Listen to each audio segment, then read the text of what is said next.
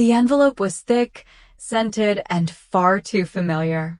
Brielle never sent anything that didn't smell like a high-end perfume counter. The smell was overwhelming in my small kitchen, clashing with the scent of the tea I'd just poured. It had been years since I'd gotten anything from her besides the occasional digital breadcrumb.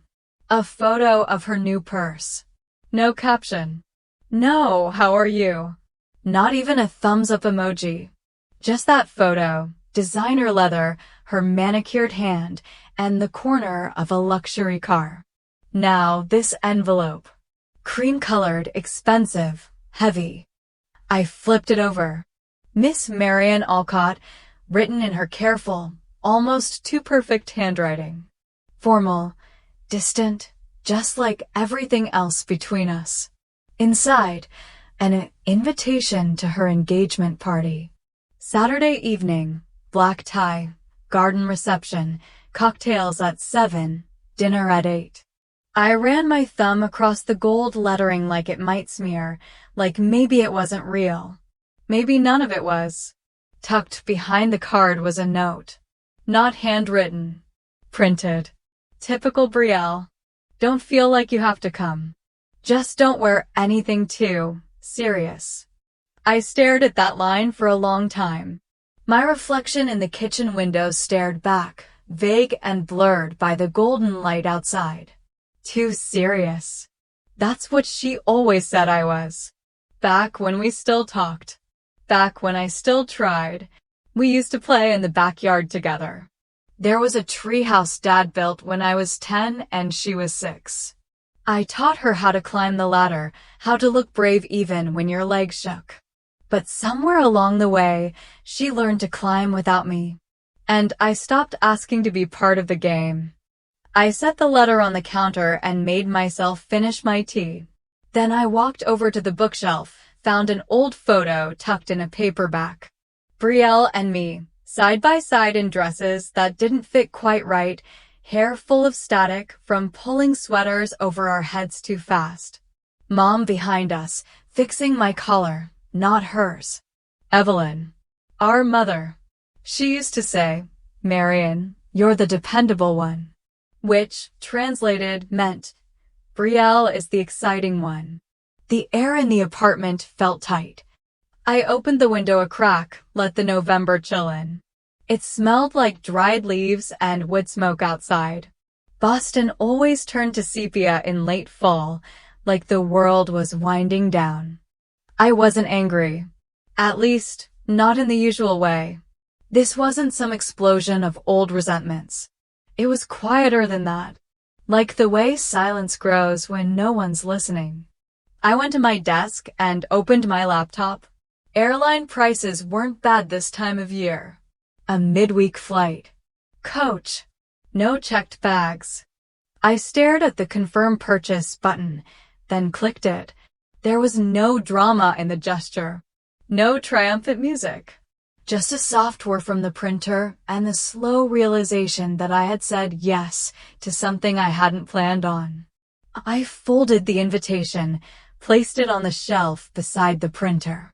I stood there for a moment, noticing how the light made the paper glow. Then I caught sight of my hands.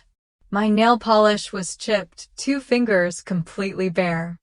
I reached for the bottle, unscrewed the cap, paused. Then I screwed it shut again. Let them see the cracks. Let them see what happens when silence is no longer afraid to speak. Maybe it was time they saw what silence looks like when it stands tall. I wasn't born quiet. I became that way, by request. It didn't happen all at once. It crept in the way shadows lengthen in a house where no one turns on the lights. One moment, you're laughing too loudly in the hallway. The next, you're told to lower your voice. To stop making things so uncomfortable. To stop pointing out what everyone else has agreed to ignore. I was 11 the first time I felt it shift. Not in a big way, just a flick of the eye from Mom when I corrected Brielle in front of company. She'd knocked over a vase and blamed the dog. I said, "We don't even have a dog." Mom laughed, but not kindly. Don't be so intense, Marion. It's just a vase. And that became the refrain. It's just a birthday party. It's just a misunderstanding. It's just your sister. Always just. That fall evening, I remember the kitchen lights humming above us, the glow too yellow and too warm for the tension sitting at the table. Dad was reading the sports page, Mom flipping through a catalog. The television in the other room murmured some sitcom laughter through the walls. Brielle slipped into the room quietly, clutching her wrist like it hurt. I knew something was wrong before she said anything. She'd been caught. I saw it before they did. She had money folded in her palm. It was Mom's. I recognized the purple lipstick print on the bill. She always kissed her fingers before counting cash, some odd little ritual she picked up from her own mother. I said, "She took money from your wallet." Dad barely looked up. "Excuse me. She just came out of your room, and now she has cash." Brielle's eyes widened, not in guilt, but in something else. Fury? Fear? She dropped the bills on the table. "I was going to put it back," she said. "I needed it for school." Mom stood, not in a rage, just calm and sharp as winter glass. "Brielle, sweetheart, if you needed something, you could have asked." She hugged her, right there in front of me. Hugged her. I sat frozen. She had stolen. And she got a hug. I blurted out, "You're rewarding her for lying?" And, just like that, the room turned. Dad snapped the paper shut. "That's enough, Marion." No one spoke after that. A week later, I wasn't invited to Brielle's birthday sleepover. It was just for her friends, Mom said. "You wouldn't enjoy it anyway." I overheard Brielle tell someone I was weird. A library child. As if that were an insult. So I stayed in my room and read. Books made sense. Characters had arcs. Actions had consequences. No one accused you of being too much for pointing out the truth in a novel. At school, I excelled. Teachers praised me. I started skipping grades in math and reading. But at home, the more I excelled, the more I felt like a ghost. Like I was too much light in a room that preferred shadows. One afternoon, I heard Mom whisper to Dad, "She's unapproachable." I don't know what to do with her anymore. But they always knew what to do with Brielle. She wore her charm like perfume, strong, noticeable, and always in just the right amount. She knew how to curtsy in front of Evelyn's country club friends, how to smile when Dad's clients visited. And I stood awkwardly by the cookie tray, unsure whether to offer one or just vanish into the wallpaper. Once, during dinner, I tried to speak up again. Brielle had told a lie, one of those small, stupid ones, about who finished the orange juice. I said, "That's not true." I saw her pour it. And there it was again. "That's enough, Marion," Dad said, not even looking at me. It was like an old spell cast too often. It worked every time. So I stopped talking. At least, out loud. Inside, I started drawing maps. Not of places, but of people. Mental maps. Evelyn was a river that flowed toward appearance. Harlan was a mountain that refused to move, even when the truth crashed against him. Brielle was weather, shifting, charming, unpredictable. And me? I was silence, growing deeper each year. Years later, people would describe me as stoic, private, or worse, unfriendly. But they never saw the rooms I grew up in. Rooms where honesty echoed too loudly, where harmony meant pretending, and pretending meant love. That night at the dinner table, after the orange juice lie and the familiar scolding, I excused myself early.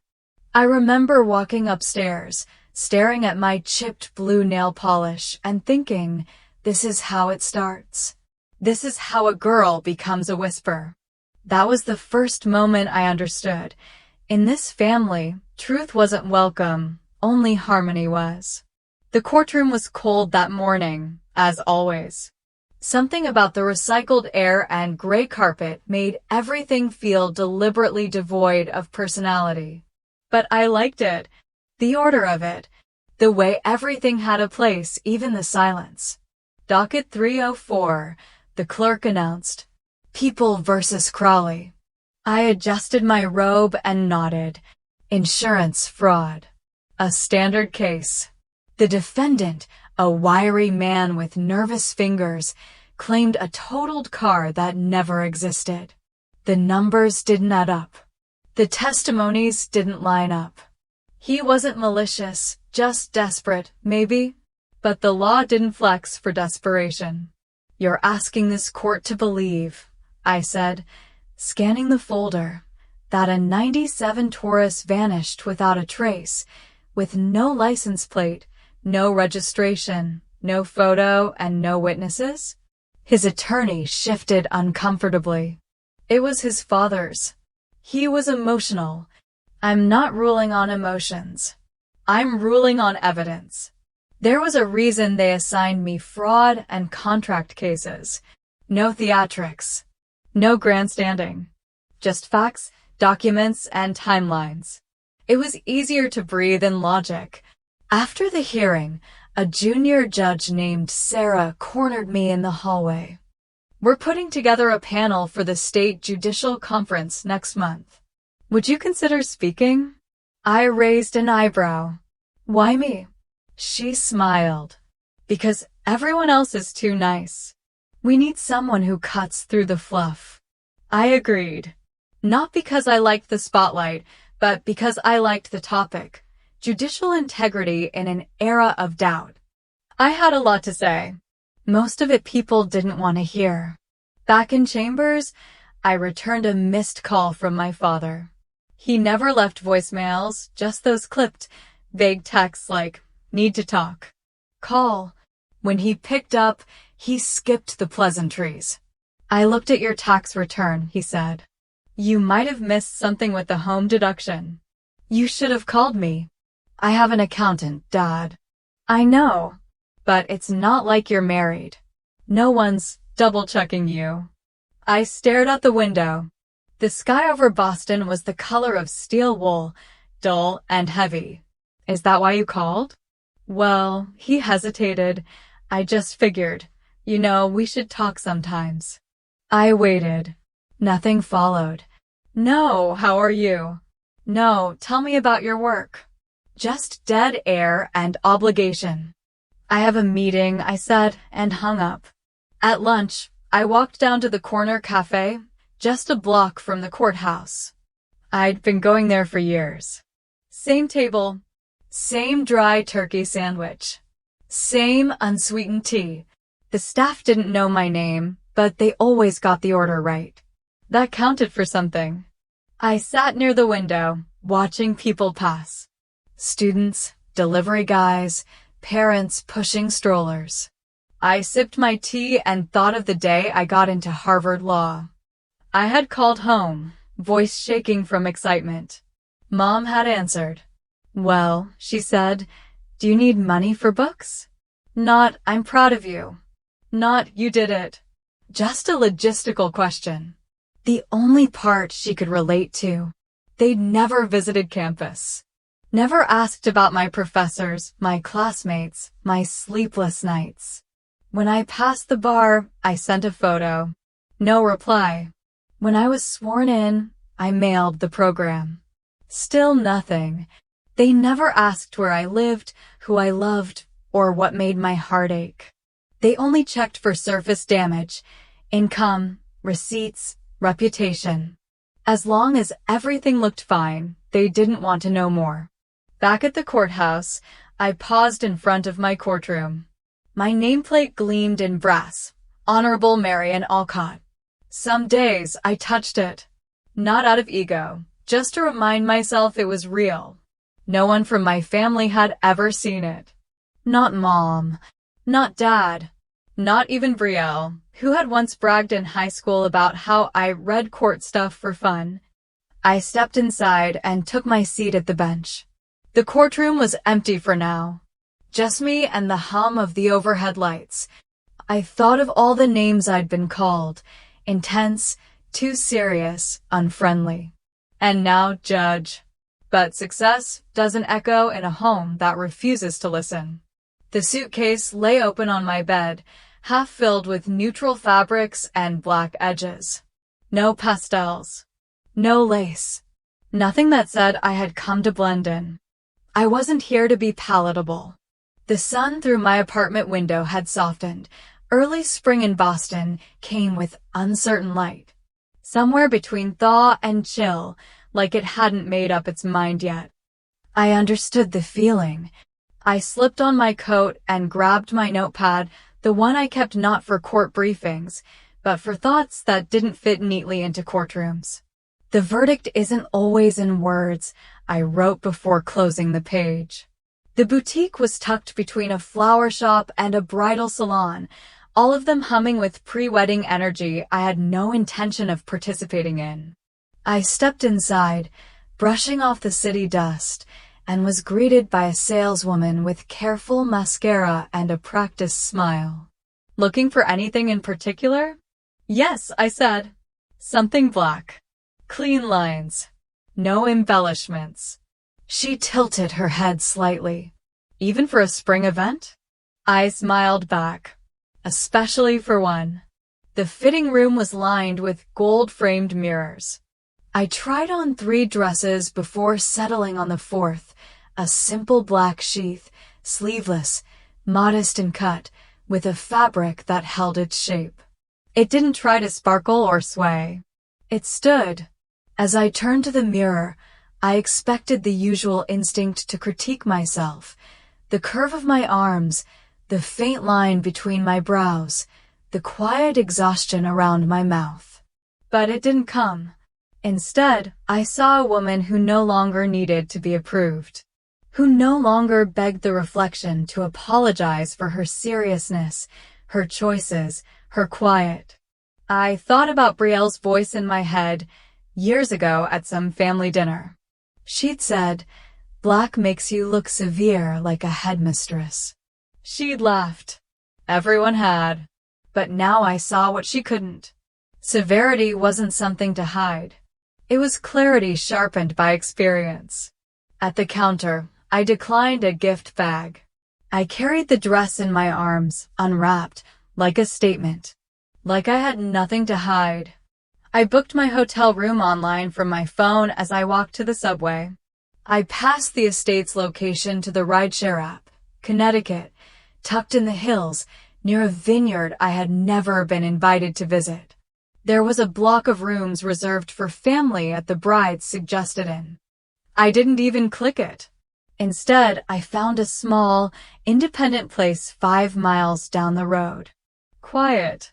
No shared breakfast, no forced mingling. The receptionist, when I called, was courteous. "Would you like a late checkout?" "No," I said. "I won't be staying long." By the time I got home, dusk had edged in. I placed the dress on the hook behind the door and turned on the lamp in the corner. Its soft yellow cast fell over the fabric, making it look almost gentle.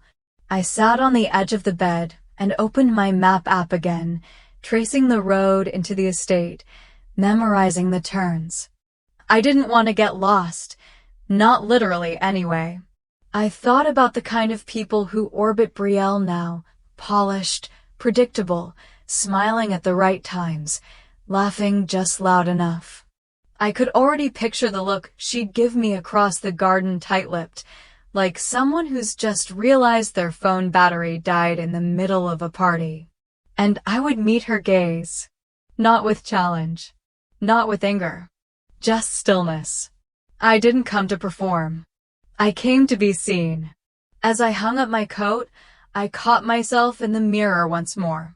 The light hit just right, softening the angles of my face. And in that moment, I didn't feel alone. I felt aligned. Let them see me and let them choke on what they refuse to acknowledge. The gravel crunched beneath my heels, too polished to feel familiar.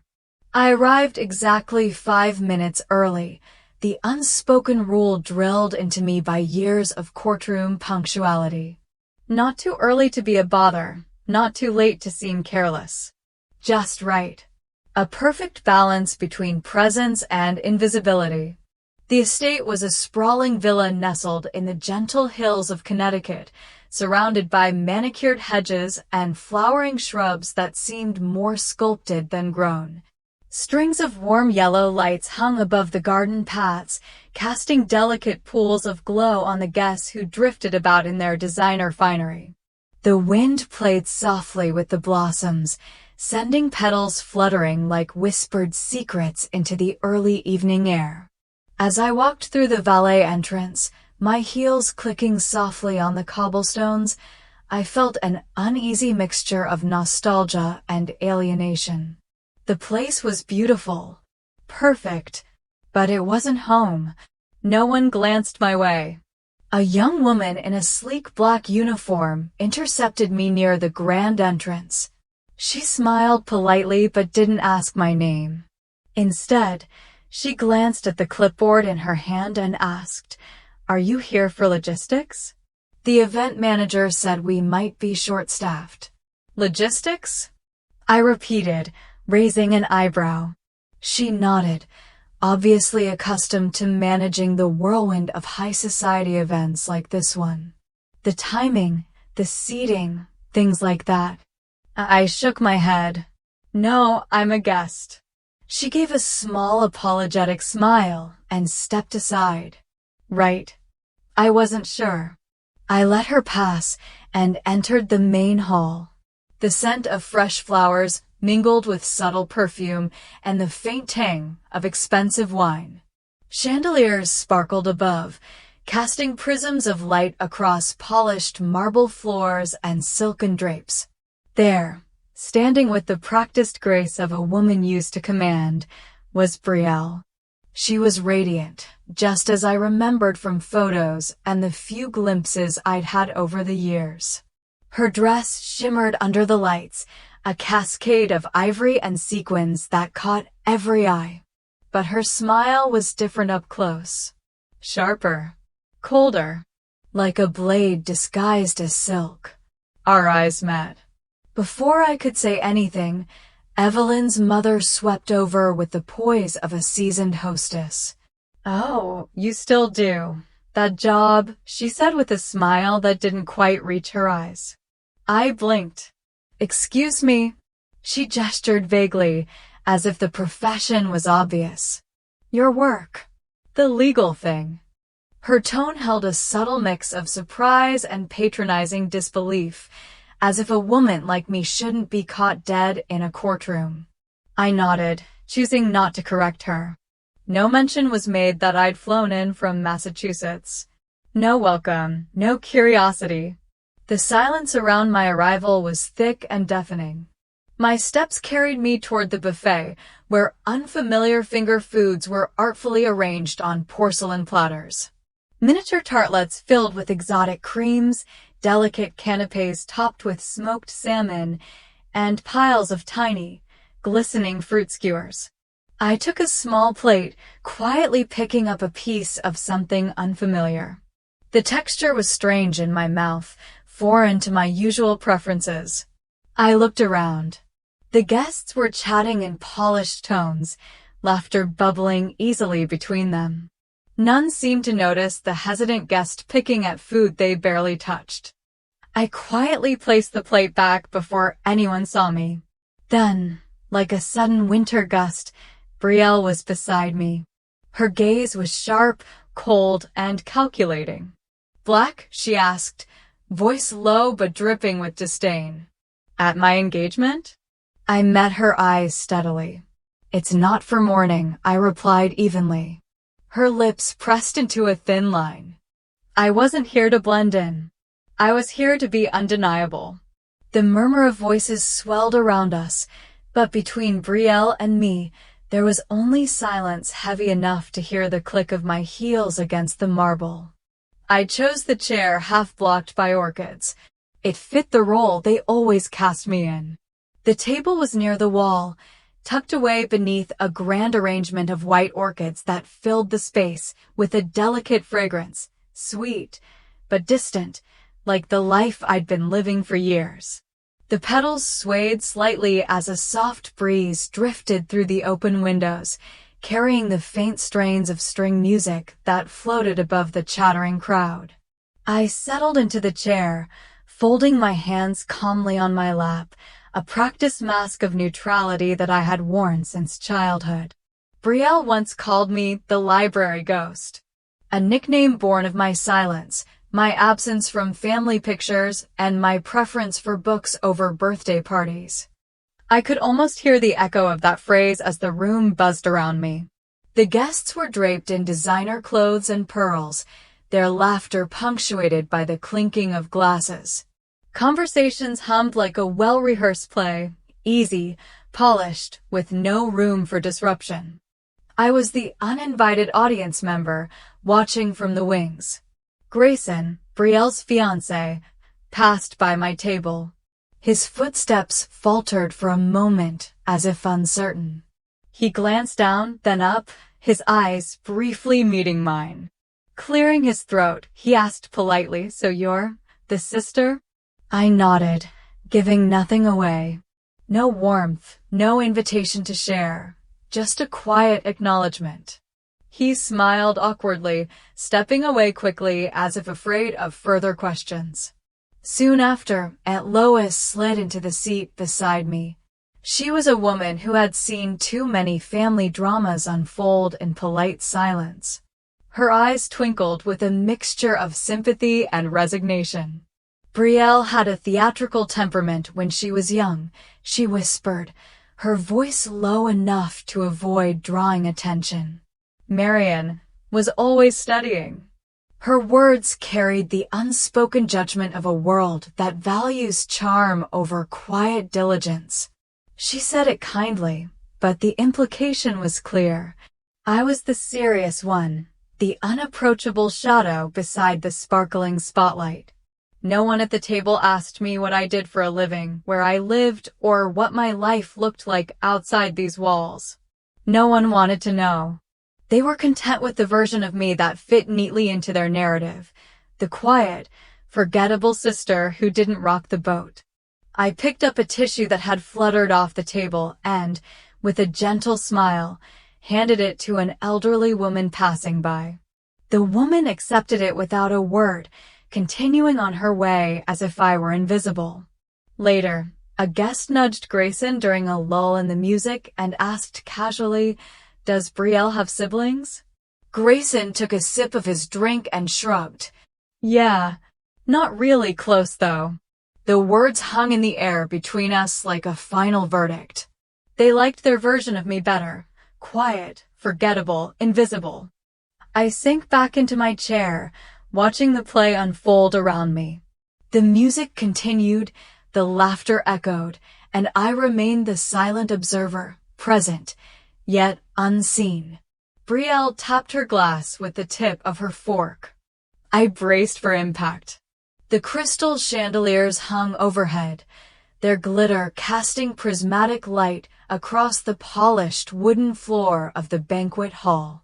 Guests sat poised, their faces turned expectantly toward the head table where Betrayal had risen to speak.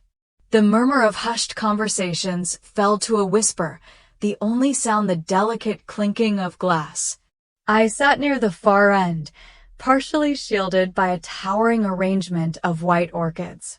The floral scent mingled with the faint aroma of aged oak and fine wine.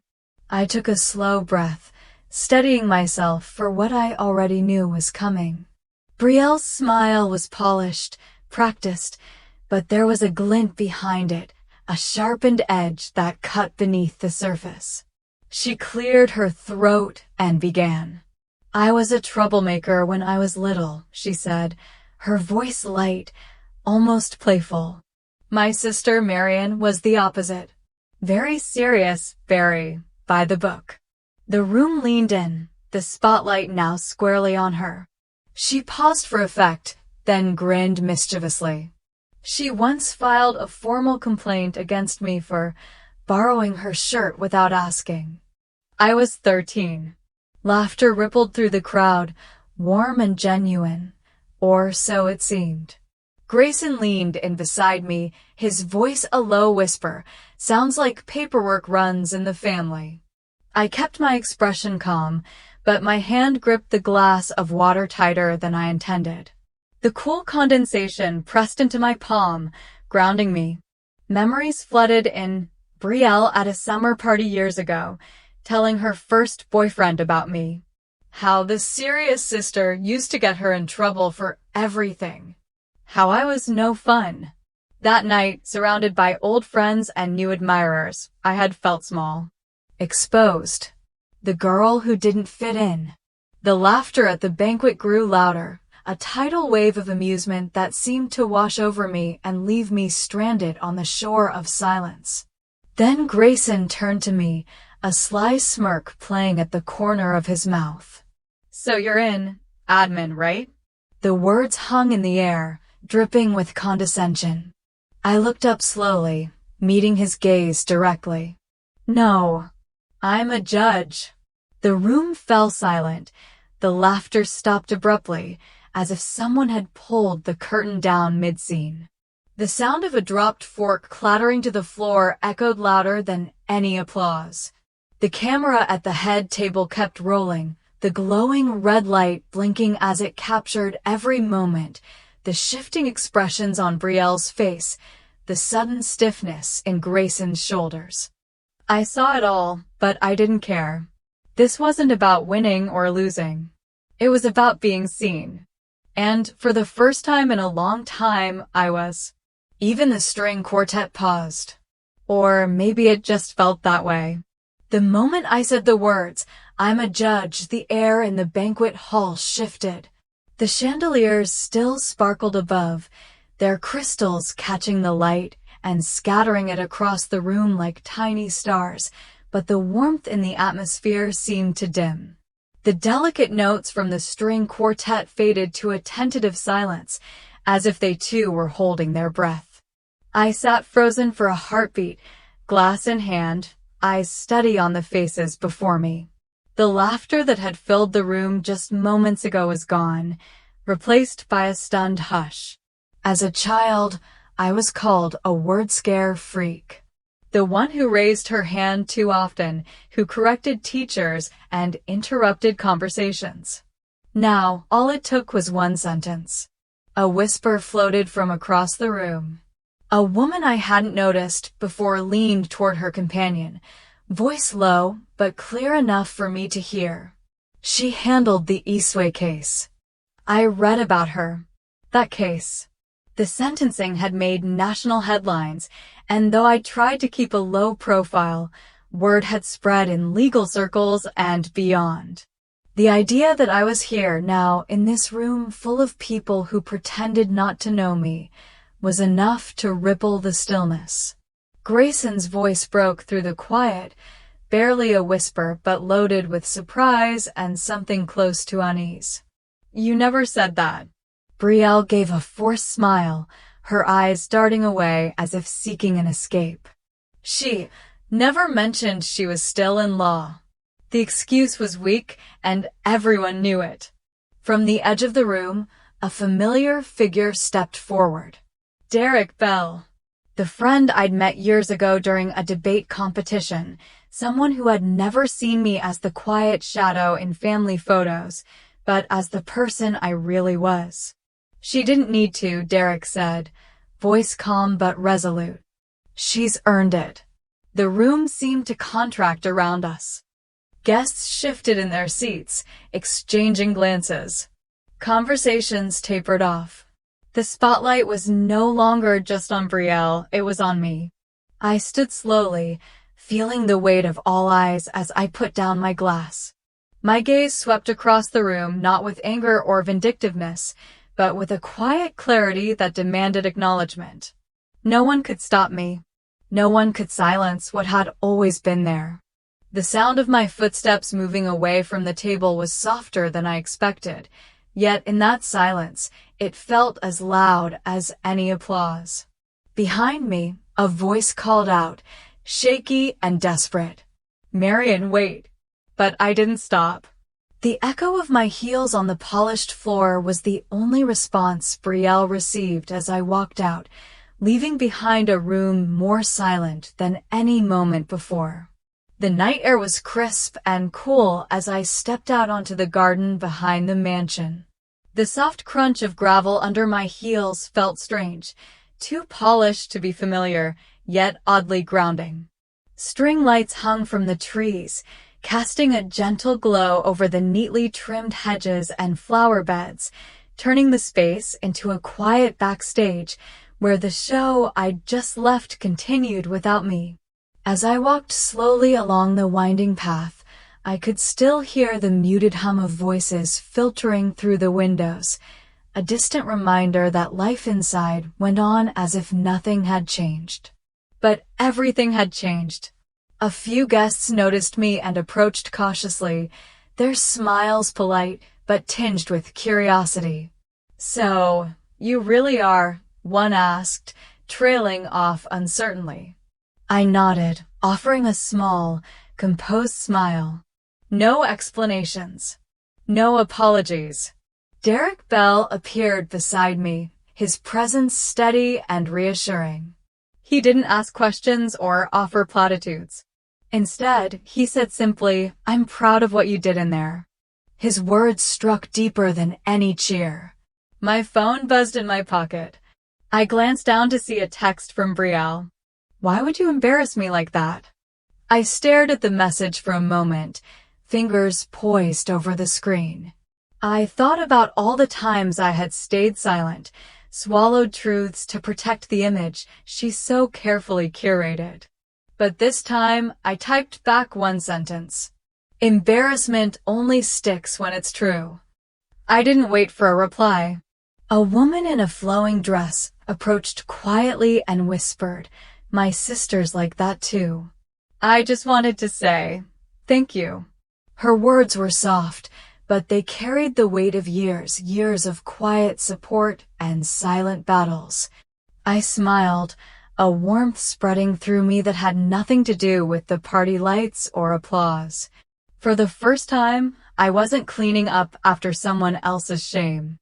I was standing in my own, and this time, I wasn't going to clean up after their shame. They stood under the arch of flowers, picture perfect. Without me. The soft rustle of leaves whispered in the cool evening air as the family gathered near the rose-covered arbor, the photographer's assistant adjusting equipment nearby. The sky was beginning to darken, clouds drifting low like a curtain about to fall. The garden's fairy lights twinkled on, casting gentle halos around the meticulously arranged guests. From where I stood, several yards away, I saw them all. Brielle, radiant in her dress, Grayson looking dapper beside her, our parents exchanging small smiles, Aunt Lois straightening her pearls. They clustered together like a scene from a glossy magazine, their smiles wide, their posture perfect. Evelyn's voice cut through the hum of murmurs. "Harlan, stand closer. Don't be as revealing as last year." Aunt Lois added with a chuckle, "At least this time no one is wearing black." The words hung in the air like fragile glass, delicate, carefully crafted to smooth over past imperfections. I stood still, the cool breeze catching the edge of my coat, the same coat I'd worn to my first trial. It still felt tight around my shoulders, a reminder of how much weight I'd carried and how much I'd shed. No one called me in. No invitation to join their picture-perfect tableau. I did not step forward. Grayson glanced toward me from the cluster. Our eyes met for a moment, an unspoken acknowledgement. Then, without hesitation, he wrapped his arms around Brielle, drawing her close. The camera's flash burst like a clap of thunder, freezing their smiles in time. I turned away, the soft crunch of gravel underfoot marking my retreat. Let them frame their fiction. I chose not to fit. As I walked toward the parking lot, the cool night air whispered promises of something beyond approval, beyond appearances. The road ahead was quiet, but it was mine. There was a gentle mist over Boston when I got back, soft and gray, as if the city itself was keeping a secret.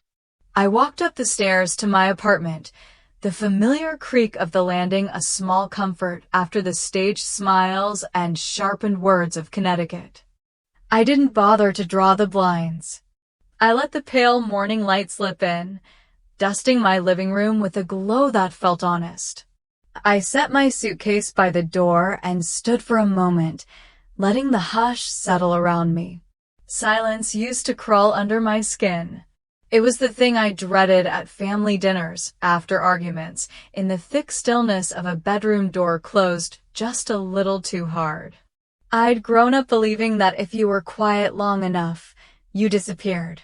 Silence is golden, honey, Mom would say, a warning disguised as advice. Don't make trouble in the house. But this was different. The silence of my apartment felt intentional. I brewed coffee, letting the scent warm the space, and settled at my kitchen table with my laptop. The inbox was full. A court clerk with a schedule update, a colleague from the state bar sending a text, "Congrats." Word about the party reached us. "You handled it with class." I smiled faintly. It felt strange to be known for something I hadn't planned, for a truth I had stopped hiding only because I was tired of pretending. A new email popped up, my secretary forwarding a podcast link. "You're trending again," she wrote, punctuating it with a smiley face.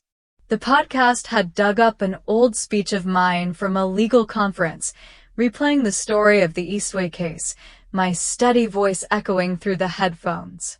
I set the phone down, taking a long sip of coffee. The only thing missing was family. No emails from Betrayal, no calls from Mom or Dad. The silence stretched, not heavy but almost peaceful. For the first time, I realized I didn't need them to fill it. I walked to the fridge, studying the handful of photos stuck to the door with mismatched magnets. There was one faded, corners curling, a picture of the three of us at the county fair. Betrayal grinning wide, me half hidden behind her, Dad with a rare smile. I pulled it off and slipped it into the drawer, leaving a blank spot in the middle of the collage. Some silences are empty. This one was earned. Before settling into work, I watered the small row of plants along my windowsill. It was a new habit, something to nurture that didn't ask questions or offer opinions. The leaves glistened in the damp light, reaching toward the window, resilient and quiet. I let myself linger in that hush, knowing that the absence of noise could finally be an act of care for myself, not just for everyone else. It had been a week since the party, and still the drizzle clung to Boston's early afternoon, making the windows of the small cafe bead with water and soften the world outside. I'd found a corner table near the window, my coat draped over the back of the chair, a half-empty mug of coffee cooling slowly beside my phone. The hum of espresso machines and the low chatter of other patrons faded beneath the soft notes of both sides now, drifting from the old speakers above the counter. My phone vibrated against the wood, lighting up with Betrayal's name.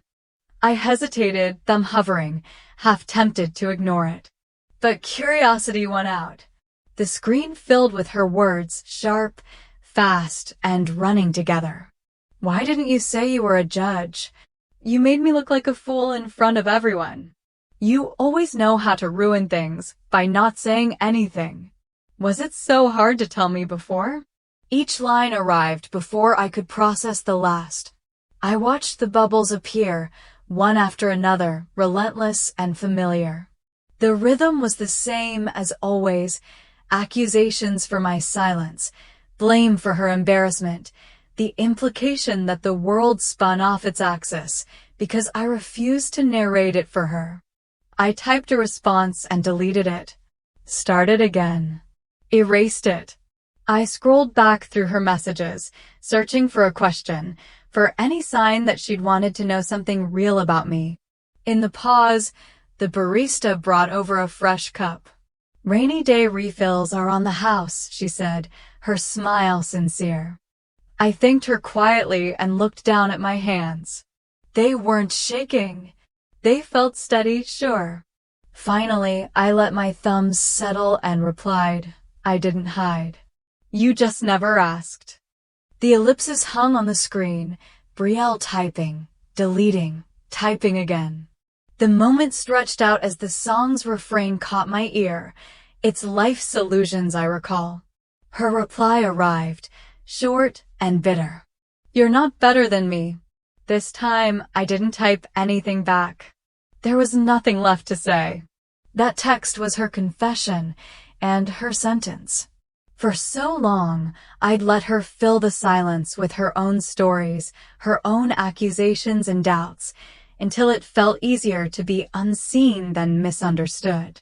But now the space between us felt honest, a quiet that no longer demanded I explain, only that I existed. I finished my coffee, watching raindrops race down the window.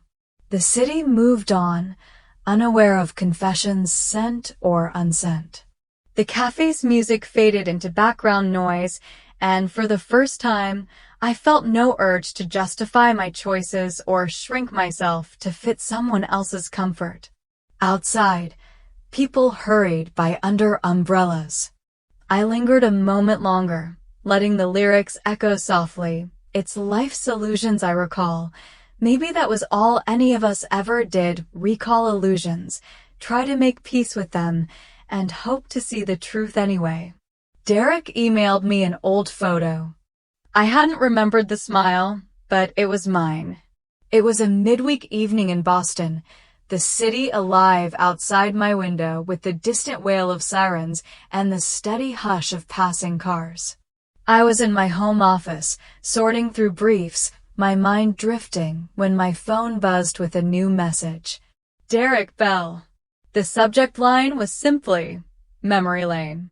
I opened it, expecting a link or an article, but what I found was a single attachment, a scan of a high school debate team photo.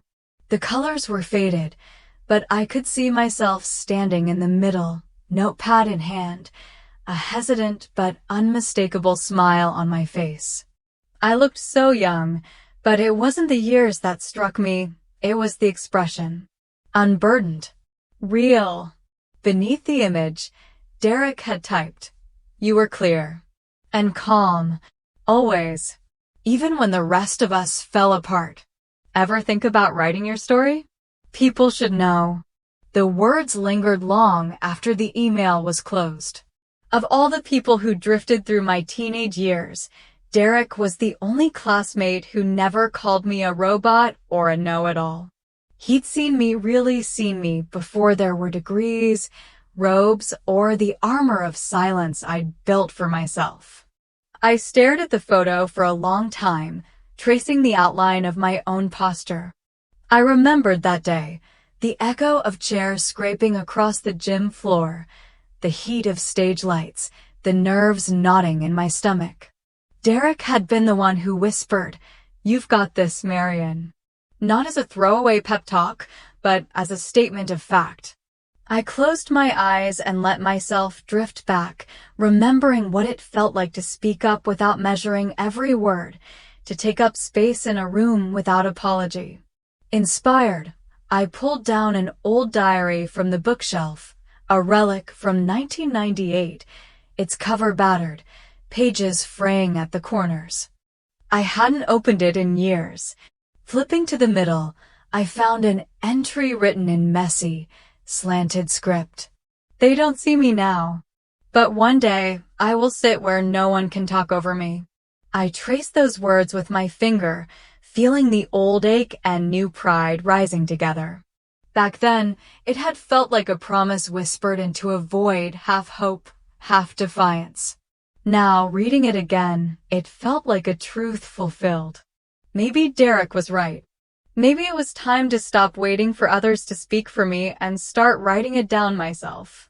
I turned to my laptop, the glow of the screen washing over the tidy stack of legal documents beside it. With a breath, I opened a new file and typed a tentative title, Draft, A Life in Her Words. The cursor blinked, waiting. For years, I'd let others fill in the blanks of my story, content to be the background character, the serious sister, the name no one remembered at parties. But the truth was bigger than the anecdotes, the rumors, or even the silence that followed me from childhood to courtrooms. I looked at the old photo again, at the girl who stood tall in the middle of the group, holding her notepad like a shield. I wanted to honor her. I wanted to honor the journey she'd started, the pain she'd survived, and the clarity she'd never truly lost. Maybe this was what growth sounded like, not the applause of a crowd or the approval of a family portrait, but the quiet click of a keyboard, the steady unspooling of a voice that had waited long enough. I saved the file, feeling the familiar thrill of possibility. The world outside my window pressed on, oblivious, but inside my apartment, something was starting. Something of my own. The night air outside the historic Boston hotel was brisk, but inside the ballroom, the warmth hummed quietly, a low, steady comfort that pressed against the clinking of glasses and the soft laughter that rose and fell like a familiar song. Crystal chandeliers glittered overhead, scattering gentle light across a sea of white tablecloths and polished silver. It was the annual Women-in-Law Awards, and the room pulsed with confidence, anticipation, and something even stronger, camaraderie. I stood in front of the mirror in the restroom, my hair pulled back into a simple twist, lips painted in a shade of red that once would have made my mother shake her head. Red is the color that women need others to notice, she used to say, equal parts admiration and warning. But tonight, I didn't wear it for her or for anyone else. I wore it for me. The red dress was sleek and modest, just below the knee, fitting my frame with a quiet dignity. I'd chosen it days earlier, drawn to the way it caught the light, but refused to demand it.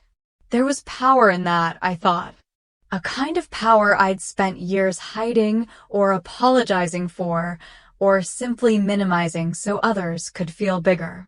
My colleagues gathered in small groups, their laughter easy and unforced. Some had brought spouses or parents, others arrived solo. The host, a woman whose reputation for grace under fire had made her a legend, moved through the crowd, shaking hands and exchanging knowing glances. When my name was announced, I felt the familiar surge of nerves, but it was different now. Not fear, not self-doubt, just a sense of arrival. I walked to the stage, the red fabric brushing softly at my knees, my gaze steady, my posture tall. I took the podium, feeling every pair of eyes in the room, some curious, some proud, some searching for a piece of themselves in my story. My speech was short. I didn't tell them everything. I didn't have to. I didn't raise my voice, I said, letting the words hang in the hush. I raised my presence. Sometimes that's all you need. A ripple of applause followed, warm and steady, not thunderous, not forced. Just real, genuine. A recognition that didn't ask me to be anything more than what I was. As I stepped down, a middle-aged woman with kind eyes approached. She leaned in, her voice gentle. "Your family here tonight?" I smiled, feeling the weight of the question and the freedom in my answer. "I brought someone better. Myself." She laughed softly, a laugh of understanding, and squeezed my hand. Back at my table, I took a sip of water, fresh, with a hint of mint, and let the coolness settle me. For the first time in as long as I could remember, my heart felt calm, my mind unburdened.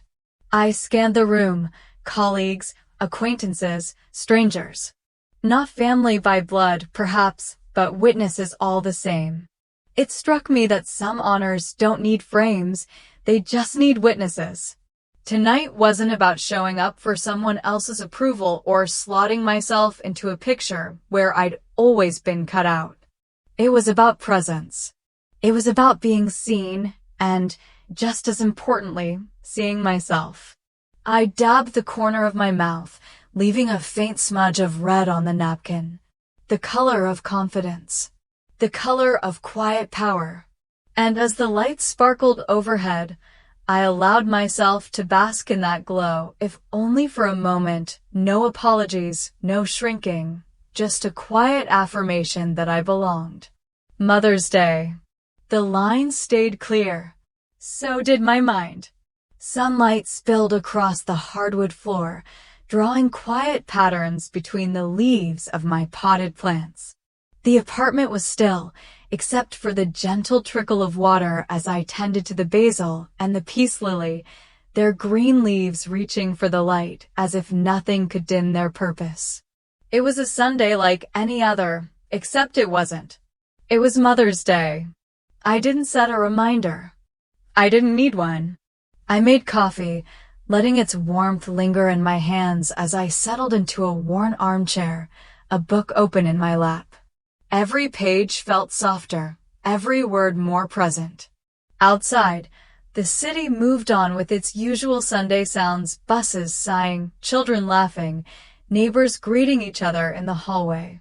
My phone lay silent on the side table.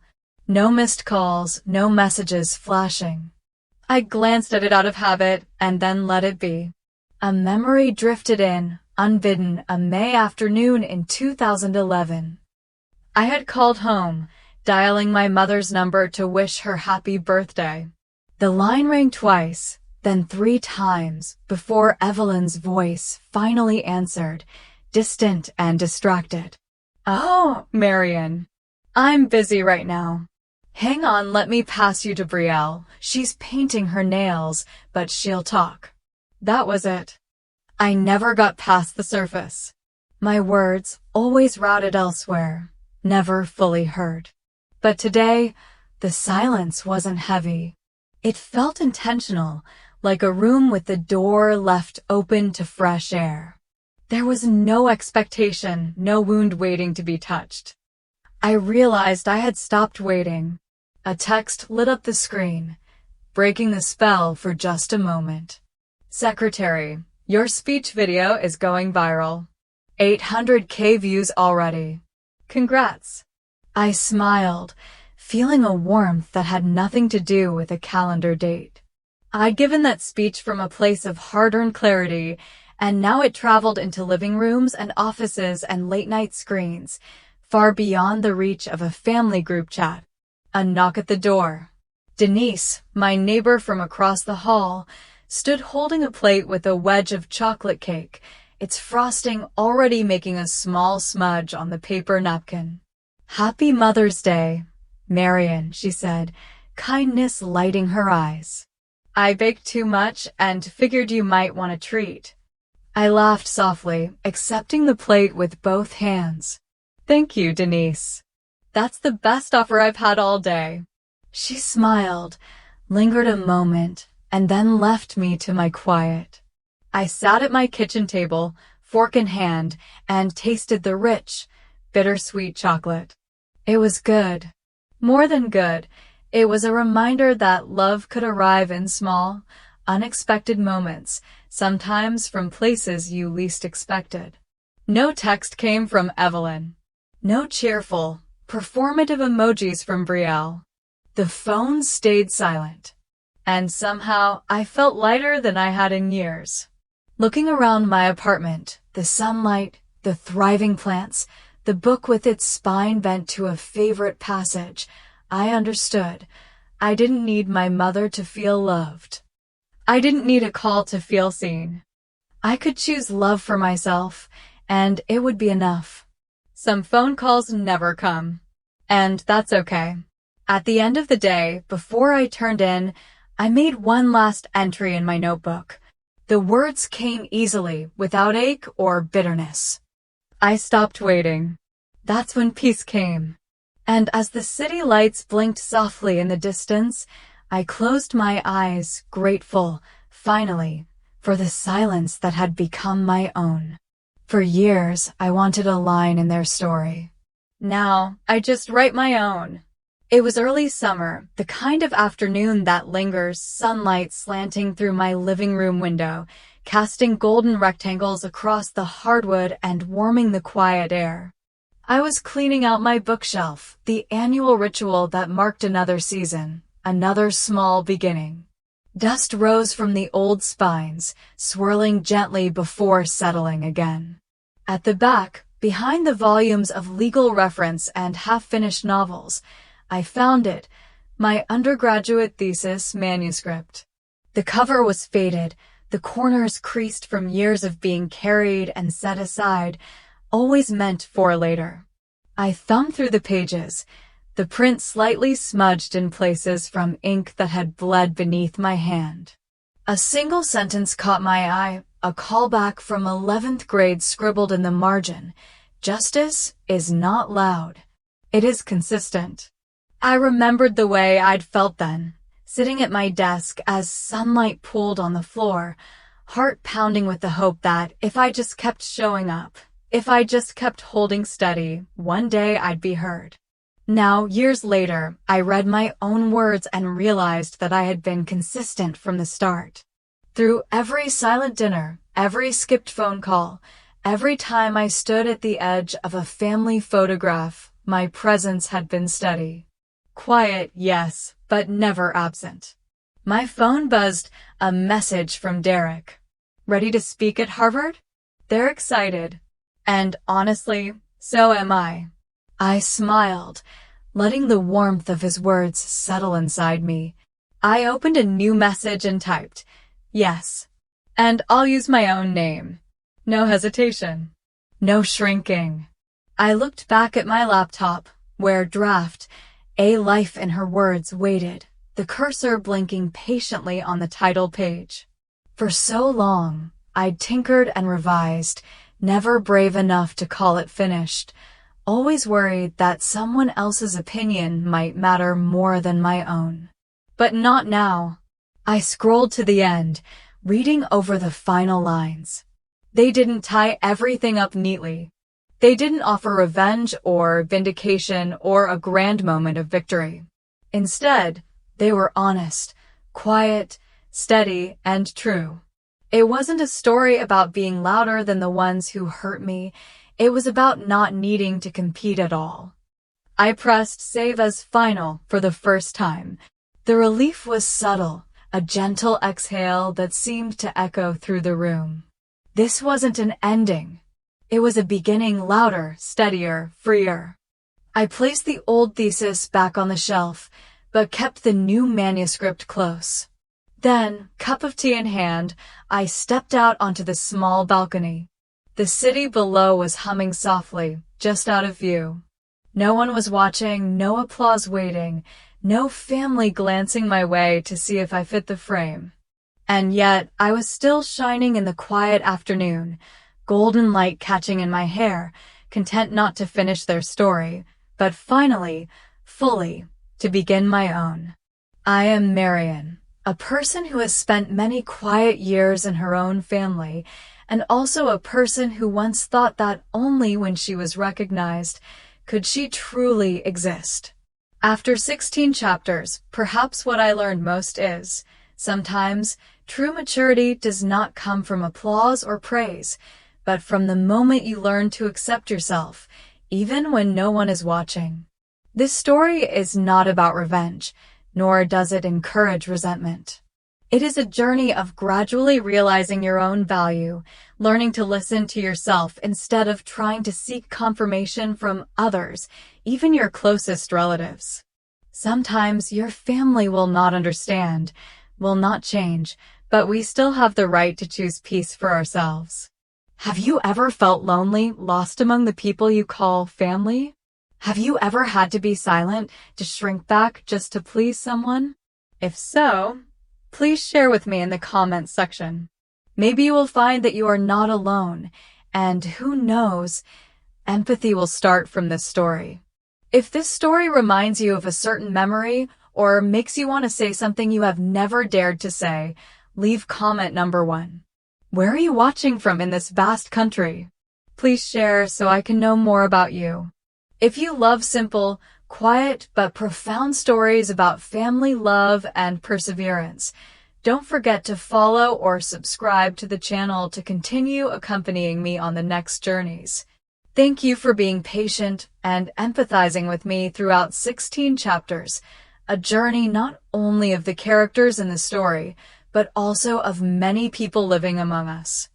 I hope you always keep peace and be proud of yourself, no matter who chooses to be silent before your achievements or pain.